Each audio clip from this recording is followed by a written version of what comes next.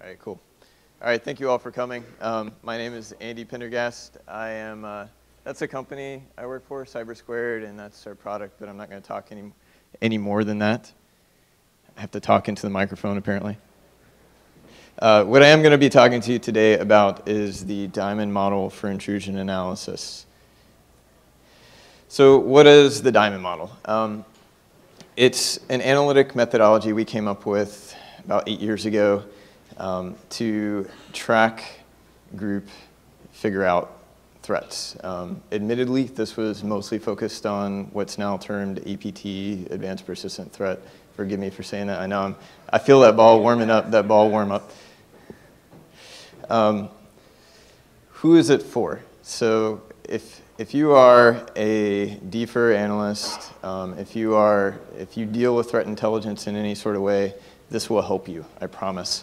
If you are a risk mitigation planner, get out now, because I hate you. You. But it's useful for you guys too. And as you can see, there is a paper behind this. It's up on our website, but it's published by DTIC, so you can get it off DoD's pages too.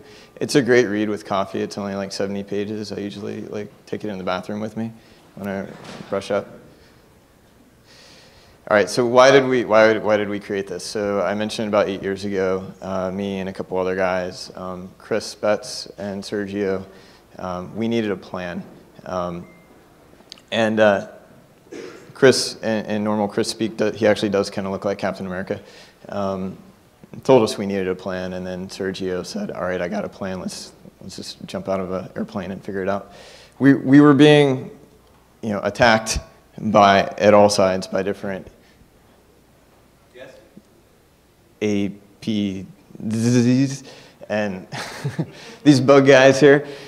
And we needed a way to sort them out, right? We needed a way to characterize them and figure out, all right, well, these all kind of look the same, but they're not really the same. They tend to change up every once in a while, and we kind of need to know how to counter them, and we need to know how they're different from each other in order to be able to counter them smartly. So hence, the Diamond was born. What is it used for today? So it is both a cognitive and formal model for figuring out intrusions, right?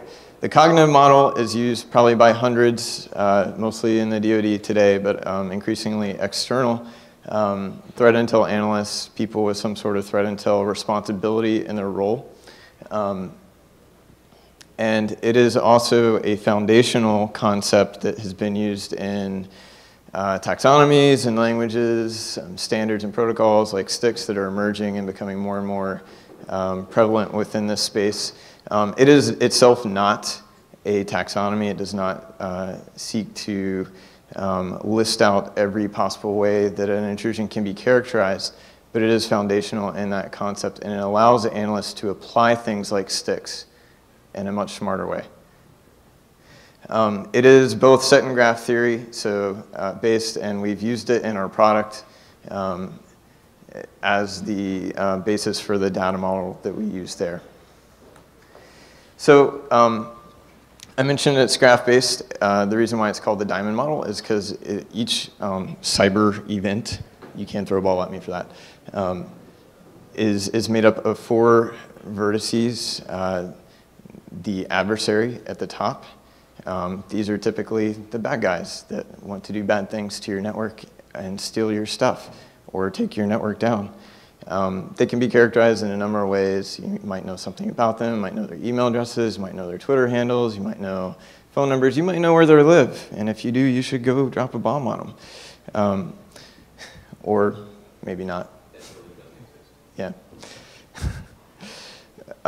You might know the computers that they use. You might know where they have fingers on keyboard. That's really great if you do. Most people don't. But that can be inferred, and we'll talk about that more as we talk about the model as a whole.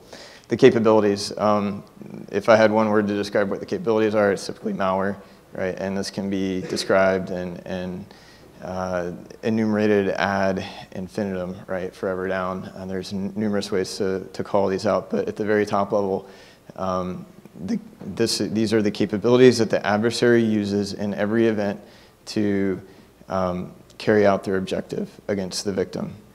The infrastructure is the way that they get there, right? So they're moving through the internet somehow, imagine that. And you can characterize that infrastructure based on IP addresses, domains, emails, how they're owned, who owns them, do they control them, do they subvert control of them? Can you go and call the ISP and tell them to shut them down? Can you call the mom and pop shop that they're using as a command and control server and talk to them and see if you can't figure out something to look at them a little bit closer? Perhaps. Can you call up the webmail provider and ask them what they know about that email address? Perhaps, if you have that relationship. So there's all sorts of ways to leverage the infrastructure, even if they're using it against you, to use it against them. And then, of course, the victim, and this can be enumerated in numerous ways as well, but typically the personas, network assets, email addresses, or the specific data that they're going after in your network. Now, there are some meta features. So I mentioned this is one event, right? So the meta features are primarily used to link specific events together. So you have a timestamp. When did this event occur? Easy enough. We do use phases. This is commonly, people would typically use the kill chain phases in here to characterize the phase of attack that was being used. The result, was it a success? Was it a failure? When you're building the graphs, you probably want to know where you stopped, if you stopped an intrusion, or whether or not the adversary themselves just, they had their own fail and couldn't get out of there. The directionality, those little abbreviations, I2V, this is typically infrastructure to victim, infrastructure to infrastructure, adversary to infrastructure. This just characterizes where within the attack space or where within the internet the event took place. It may not be taking place on your network yet. It might be taking place external to your network. And then methodology, class of activity, right? Is it a spear phishing message? Is it a watering hole attack? Is it a DDoS? Those are pretty easy to understand. Resources, so if they're using an ODA, it infers that they have some resources to leverage that ODA, right? If it's not publicly available, how did they get it?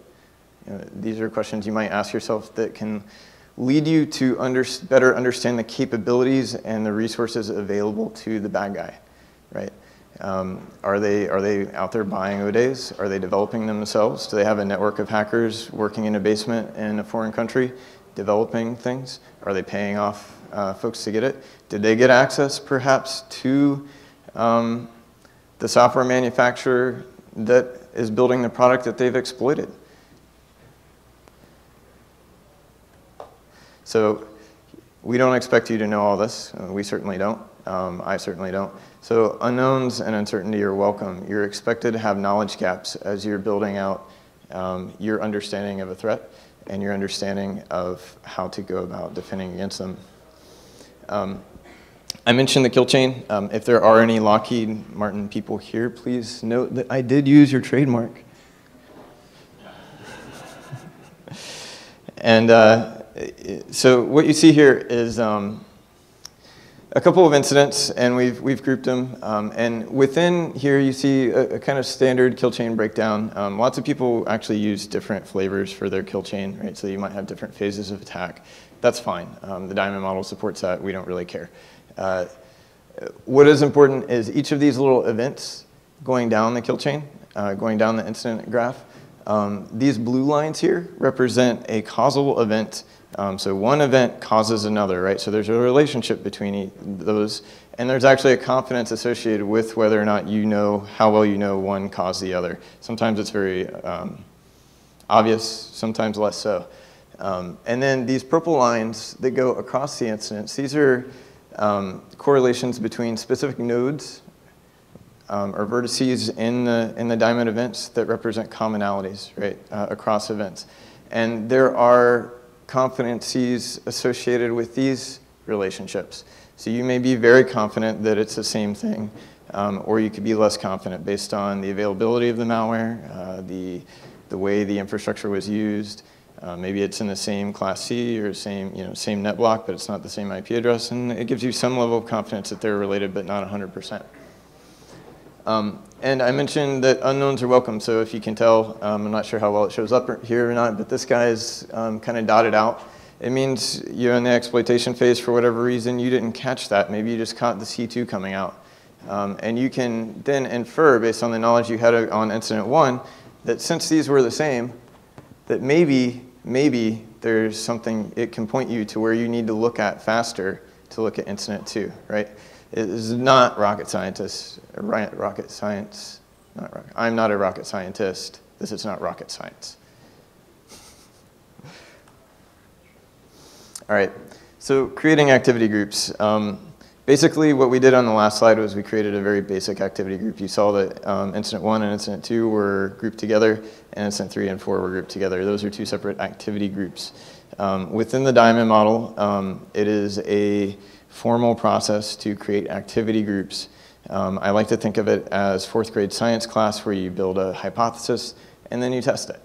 So the first thing you do is define the problem, right? So in this case, it's an attribution problem. Those are not the only problems you can define. They do tend to be the first ones that we do, just because you can, once you have that, you can then go do other things and define other problems with that activity group, and I'll talk about that in a few slides. But so say, a simpler way that you typically hear this around the office, or, like, oh, I think we got hit by APT1. Well, how do you know? What is APT1 anyway? What makes, I'm going to skip the second one because I don't think Red October is really that sexy anymore. But so say what makes Poison Ivy, 9002, and PlugX, if you saw that on your network, what would you be dealing with? Well, probably some bad stuff from China, right? If you're familiar with what those are, this is a 9002 backdoor. PlugX is a openly available, well, not openly available, but used by several different groups that seem to originate from China. And Poison Ivy is kind of like an openly available backdoor as well that's used by First Stage by many of these guys. But how do you know just because these things are used that it's the same set of folks? They're after the same thing. You don't, right? But what we're describing in these questions are really represent the next step in creating an activity group, and that's feature selection. So what criteria, what points, what nodes on the diamond, what malware, what infrastructure, what TTPs, tactics, techniques, and procedures define this set of activity as being a set of activity, right? And once I have that, I can begin to test it. But watch out. This is the first step, and all intrusion analysts, all threat intelligence analysts are guilty of this at one time or another. I know I certainly am. You put together a group of features that you believe in the beginning are like, this is what makes APT1 APT1. I know it, I know these guys, I see it all the time. And then something comes along that busts your whole theory up. Right? That's okay. The Diamond model doesn't prevent that. It helps you to think about the problem before you make those calls. But it expects there to be mistakes, and it allows you to go back and reassess. And so when you're creating a group, once you define those criteria, they become your grouping function. So out of all of your knowledge, if you want to say, okay, well, I think I understand what APT1 is, based on, well, Mandiant put out a pretty good report, and I've got a little bit of knowledge here, here, and here about them. So I'm going to use all that knowledge to create a grouping function based on the criteria that I establish. And then I'm going to take all of my data, wherever it came from, my internal networks, the threat intel reports that I have access to. Maybe I've got some feeds from some vendors coming in. I'm looking at open source stuff.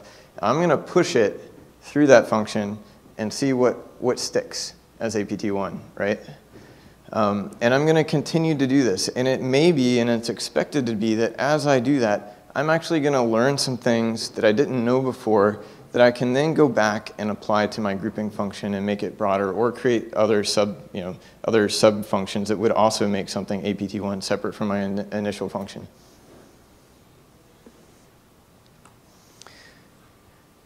Once I have this is where I can do some more interesting things. So I say I've got a pretty good understanding of what APT1 is. Well, now I can start to trend them. I can see how they've changed over time. How did they change when we did X, Y, and Z? How did they adapt when Mandiant busted up all their intels and threw them all out there in the wild, right? Did they continue to use the same tools and infrastructure, or did they drop it all and start all over again? And how did we pick them up? Can you figure out what they were after? Usually you can do that after 1 or 2 incidents. You can go down this list, you can compare groups by each other to see which ones have more capability or others. Or really what's more interesting and what's probably most relevant for anyone in the room is once you have a good understanding of the set of capabilities and infrastructure and you understand their intent, you can make some pretty smart decisions on how to counter them, right? You can start talking to your CISO, you can start talking to your C staff about where you've got gaps in your network based on the capabilities that they bring to bear against you, and start filling those gaps, right? And of course it's going to be a cat and mouse game. Of course, as soon as you put up a new, some new defenses, they're going to try to find new ways around them. But we all have jobs for a reason, right? That's the security industry. So, and the last step here is redefining. So as I mentioned before, if you make a mistake, you may find that I've got some stuff that doesn't quite fit into my bubble of what I understand one group is versus another, then I can go back to the drawing board and reset my grouping function and make sense of that. Another kind of so what here is, yeah, I understand. I like to group adversaries and make little pretty graph pictures of what, everything that APT1 does, and I'm just using them because that was the first thing on my slides. You can apply this to anything, not just APTs. You have not thrown a ball at me yet. You're really very graceful. Yeah. I'm waiting for ACH. I can avoid that one. So whatever, if you're talking about crimeware, this still applies. If you're talking about guys out of Russia trying to steal your credit card numbers from your network, or point of sale malware or whatever, right?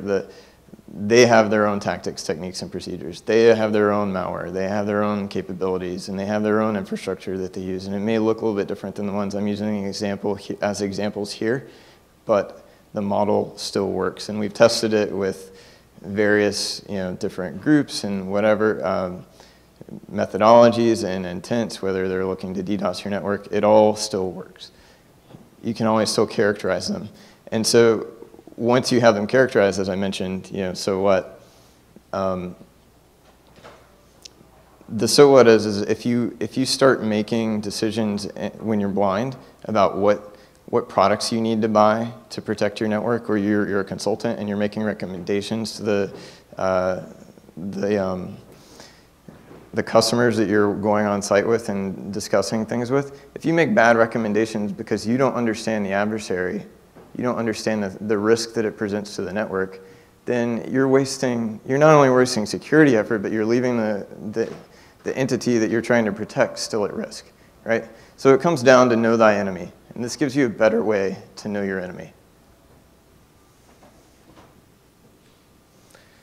All right, and so this is more for the geopolitical geeks in the room, if there are any. There becomes, once you have an understanding of, you have that activity group, you can create what's called a MetaDiamond, which, if you imagine like lots of little dots here about all the capabilities that they have, and lots of little dots here about all the infrastructure that they have, and the various incidents that they've targeted or exploited your network or gotten in, you can infer up here this relationship between the adversary and victim. There's something that they want from you, right? What is it that they want? What are they trying to get at? That can help guide your decisions on what to protect, right? Where are your crown jewels? And then here, the horizontal, I don't control the horizontal and the vertical, but the horizontal here, the capabilities and the infrastructure, this represents the combination of both, and also allows you to search. If you know there are adversaries out there that want to get your crown jewels, want to get your goodies, but you don't know the capabilities and infrastructure yet, you can begin to hunt, right? You can begin to look for them using either known techniques, you can look at protocols that are popular to exploit or whatnot, and begin to hunt for them, and then perhaps find some of these targeted things. This is more of an advanced move. Typically, you have to have already dealt with the ones you know about before you start looking really deep for the ones you don't know about yet. All right, so I've kept this pretty, wow, that's loud, sorry. I've kept this pretty academic up till now. I'm going to go through a use case that we applied. It's public. It's one of our blogs that we did last year. Conquest actually Ben helped out quite a bit with this. That's right. So the origin of this is that we were out there doing what's called a victim-centered approach. We were looking for interesting artifacts of intrusion attempts that might be targeting people that we care about. And in all transparency, we were just hunting around VirusTotal to see what people submitted. And we found this, this document that actually originated from the commanding general, or the G3 of US Army Pacific Exercise Division. And it went out to a bunch of folks originally, also in the US Army. But we found it up on VirusTotal, and it was Trojanized. That seems kind of interesting. You know, who would Trojanize a document like this? Who would weaponize it? And the subject of the exercise, or the message, was the Conquest exercise, which was a joint Mongolian and US exercise. So just from this document existing, we can infer a kill chain, right? We can infer, create a hypothesis on what may have occurred here. So probably on the recon phase, the bad guys were out looking for something that they could weaponize, right? That would be of interest enough for someone to click on. And then, so obviously they do that. And again, hypothesized, it was likely emailed or staged somewhere where someone that was targeted would click on it or downloaded it and click on it. And then, you know, the exploit happens. We'll talk about what the exploit was in a moment. Installation, and then profit for the bad guys. We did notice there was a specific post in the command and control protocol that went back and forth that allowed us to very quickly identify it and associate it with other malware that was known. So very quickly, once we had this malware, it was termed Barkio fork by some of the AV hits that occurred. We found another piece of malware that was another staged document, or Trojanized document, that actually dropped the same exact MD5, called out to the same exact host names there. So we can infer now perhaps there were two incidents, one containing our first piece of malware and the second one containing the second. The second piece of malware actually had a very similar theme. Also would have been of interest to Mongolian parties. So pivoting is actually one of the friendliest and easiest use cases for the diamond. It's how the diamond model was discovered. It's what we initially did when we were looking at this. And it allows you to grow your grouping function. And then also grow your knowledge base or your activity group as a whole. So we started with that piece of malware, right? And obviously that is a capability. Just by doing a little bit of light analysis on it, it bleeds out some command and control domains for us. Great, I love command and control domains because with each pivot, I can, as I mentioned, I can grow my activity group, but I can also grow my grouping function, and each pivot represents, as I grow new knowledge, it either gets added to my activity group, or it may actually be a method that I can insert into my grouping function with a certain level of confidence to then go and broaden out my known activity group as it gets broader and broader and broader as I enumerate all the bads that are out there for this group. So I now have 3 domains. Those domains all went to the same IP address. So I can add that to my activity group, but perhaps with a lower level of confidence because IPs, you know, these domains are made to switch around IPs. Maybe it's relevant for the time that they're pointing to them. Maybe after they stop pointing to them, it's not relevant anymore, but it's still a data point that I can use. What's perhaps more interesting is they all had the same domain registrant, right? They all had the same guy registering them in the Whois records. That's also pretty interesting and with a high level of confidence because these aren't easy to change, and once you have them, well, I guess they are in some instances if they're black hole or whatnot, but if you have that domain there, or that email there, you can then go and see what else this guy's registered. There are some gotchas if they're using Whois Protect or other type services, but it's kind of amazing how often these aren't used. So this gives us a high level of confidence for any other domain registered by YAN, right? And one point to notice, and this is like the kindergarten level of threat intelligence, it's where you start. After the first pivot, if you notice, I didn't look at the activity going on in my network. I wasn't staying in my Splunk instance or looking at the logs to figure out what the bad guy did. I'm now kind of looking at what he hasn't done to me yet, right? I'm looking for other points that I might be able to apply back into my network to look for other activity. So with these domains, I didn't have these yet. I would expect if this was active on my network to see some callouts here, right? But I can pivot here and look for other domains pointing to this guy that looks suspicious and maybe look for those on my network, right? Once I have this, I can look for other domains that I don't know about yet that might be of relevance and point those back on my network too. And see, maybe I've got more activity than I know about, right? So this can support an incident response cycle as it's happening.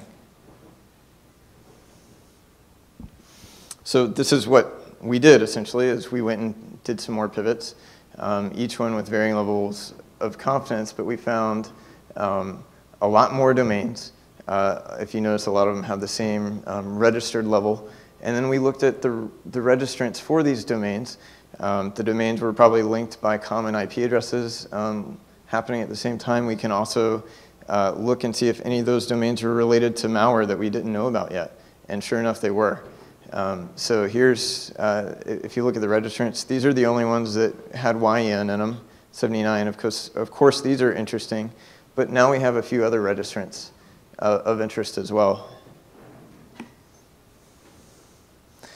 And as I mentioned, at every step, you can test and say, okay, well, the registrants, those are pretty high confidence, and you can validate that by pointing it back to malware, and it's even better if it's the same malware, but you might find that there are other types or other families of malware that are linked to callout domains that are registered by these guys being used for malicious purposes too.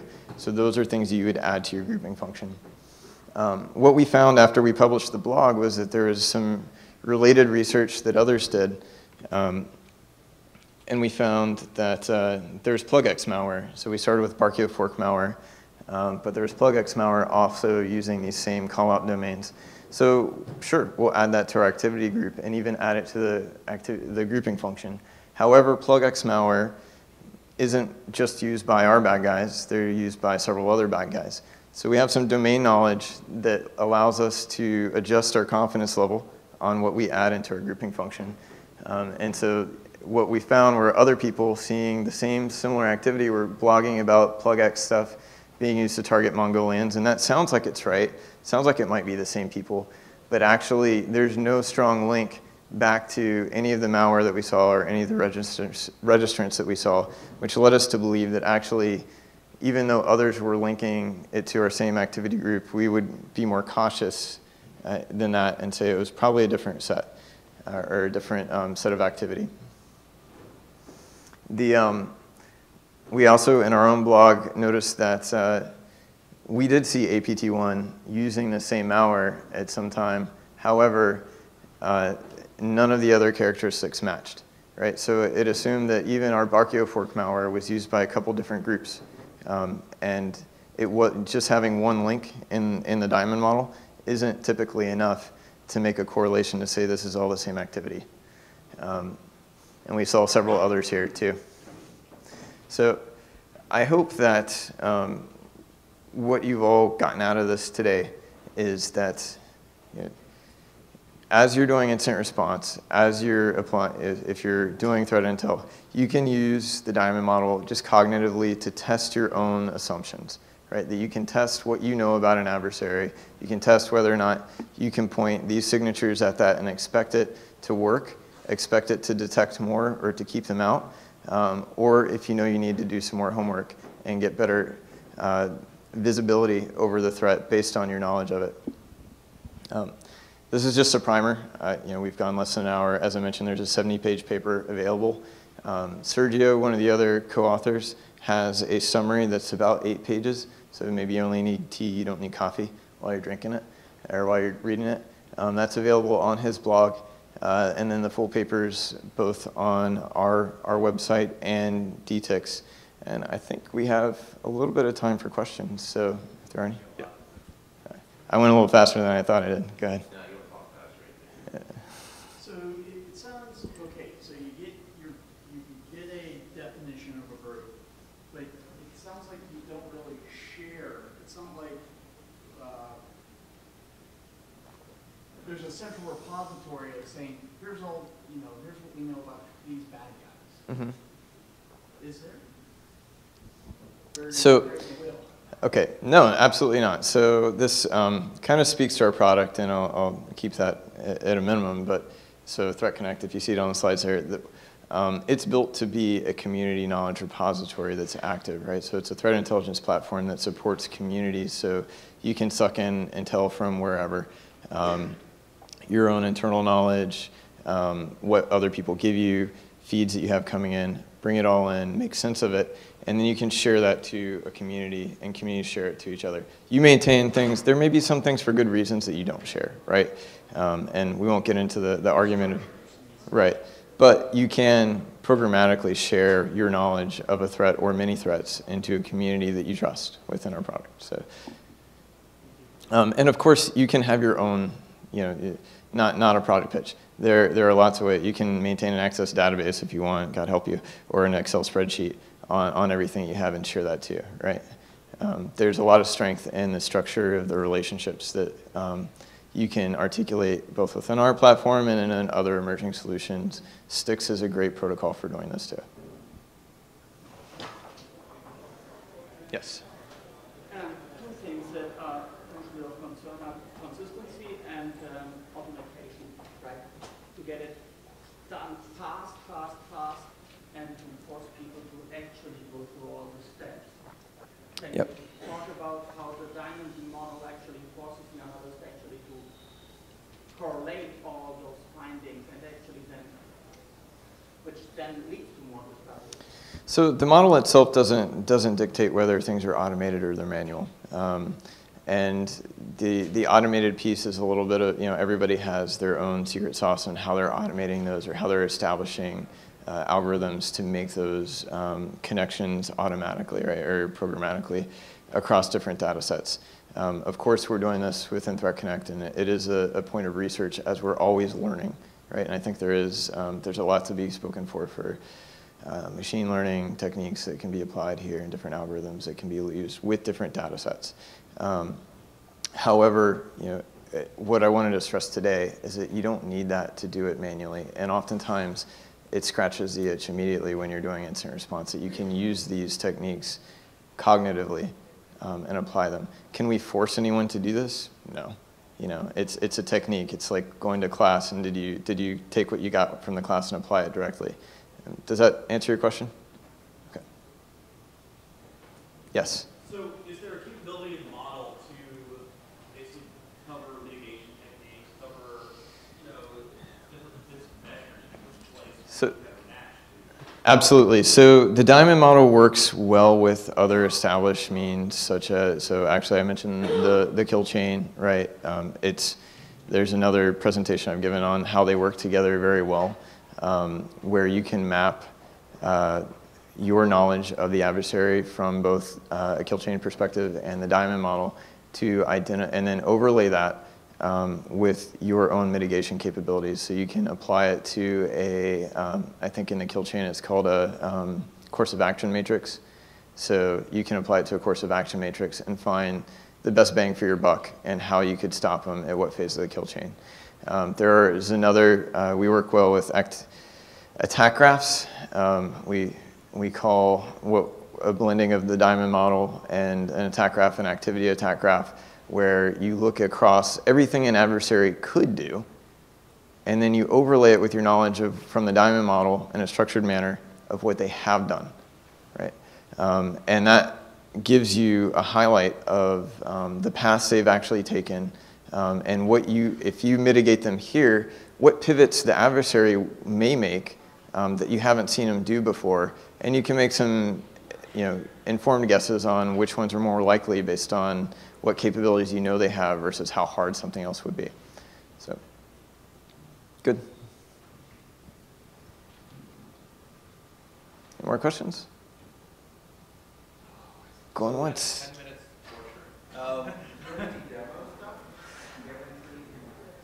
So I could bring up, what's that? Is Wes in the room? Hey Wes, you want to bring up Threat Connect? What? You want to bring up Threat Connect? Sure. On the spot. All right, let's do it. Come on. Ladies and gentlemen, Wes Hurd, Super Ninja. So everybody, Wes works with us. He is our, what's that? Yeah, or I can log in. All right. Actually, I've got it shut off, so I can tether. This might take more than a minute.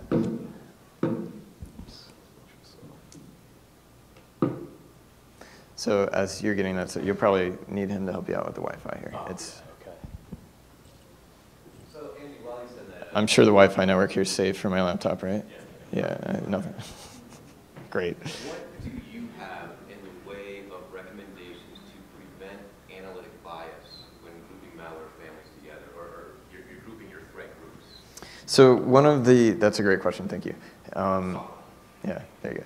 So one of the axioms that I like to go by when using the Diamond model is that, and I mentioned it briefly in the slides, that one connection typically isn't enough. Every connection should be weighted by confidence, and you should typically have 2 or more high confidence links before you bring something into your activity group. So for those of us that actually have windows and offices where we work, there is no finite line for, okay, high confidence means this, low confidence means this. Yep. So everybody in the public sector, what's their equivalent? So it does take a little bit so it's iterative, right? You need to learn. If you have no other knowledge base, as you're mentioning, like if you don't work somewhere where you already have a mass database of what each group is or what should apply to an activity group, you have to start, right? You have to start, and maybe you're starting at ground zero, right? But the Diamond model will let you do that. It may just take a little bit long to iterate through and learn what you should make a high confidence versus a low confidence. But so, really quick, just some things I can rattle off my head. Before you start linking things together, is the malware publicly available? If you're seeing poison ivy across your network and you see it in March and then you see it again in June, just because you saw poison ivy, does that mean that you're dealing with the same set of actors or the same threat? Probably not, right? Maybe. What other points of data do you have that you can correlate, right? So, and the case with the domain registrants, well, what do you know about domain registration? Well, if I've registered the domain and I've used an email, even if it's a fake email, it's a point of reference that's frozen in time from the point he registered it, right? And that person controls it. Unless he ceded it to somebody else as a third party, which doesn't typically happen. It could, but we don't see it happening very often. So that's a moderate to high confidence linkage that you can have. If you notice the whois registration changes, then you go back and you change that in your model or in your grouping function. Does that help answer some of your questions? Yeah. So, okay, Wes. I know I'm putting you on the spot. Yeah. So I think what would be good to demonstrate, and everybody, Wes works for my company. He is our intrusion analyst, threat intelligence analyst extraordinaire. What's with the scroll bar on this Chrome? Why are you complaining about things? I'm just wondering. I have no idea. Yeah, so maybe show one of your recent shares and subscriber well, I'm actually account. logged into the demo. Oh, that's fine. It has common and subscriber here. So.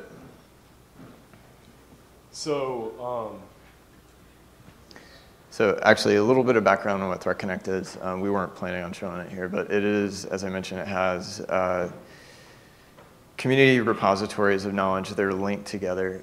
If you show, this is just a post that Wes has done. The data is linked. It describes everything in human readable form. Great, so you can see what it is. But if you go to the browse screen, perhaps, or click on your PayPal phishing backend incident, and so you can describe things, you can tag them, you can have security labels and whatnot. But what's important is the associations, probably at the indicator level. We'll go back to attributes. So you can see all of the indicators that are associated to this specific incident. Every one of these, there's a many-to-many relationship here. So every one of these pieces of malware can then be associated to other incidents as well, such that, I don't know if you want to pick one that has some cross associations with different threats or whatnot.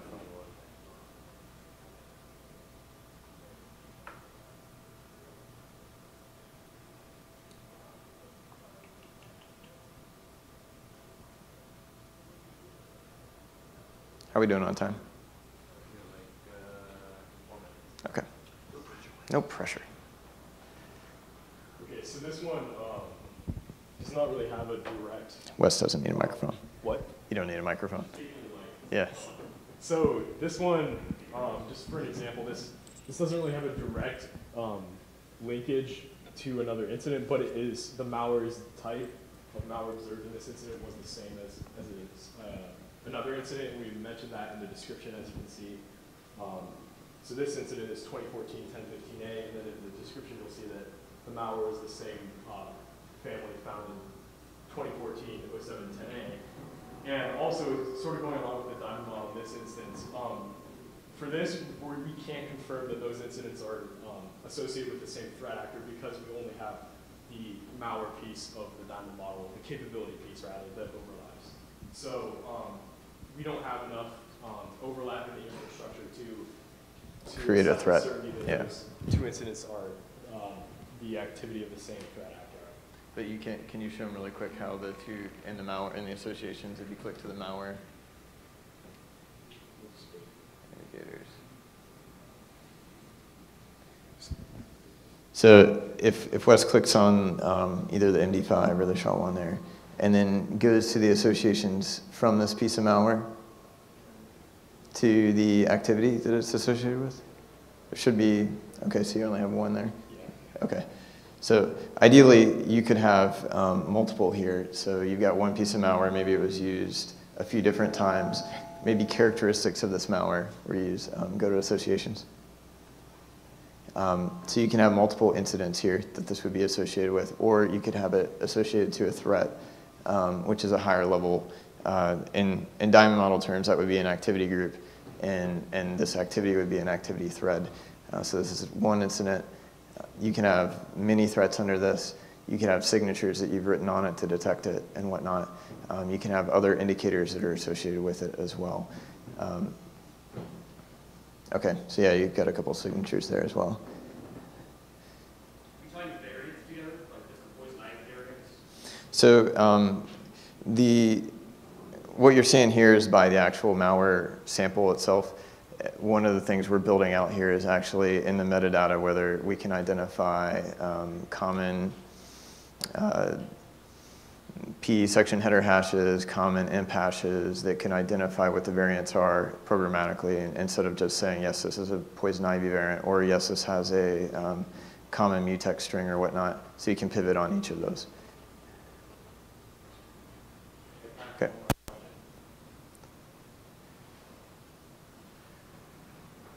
Yes. Is that a hand raise, or is that just, I don't think you really have a question. Okay. Okay, any other questions?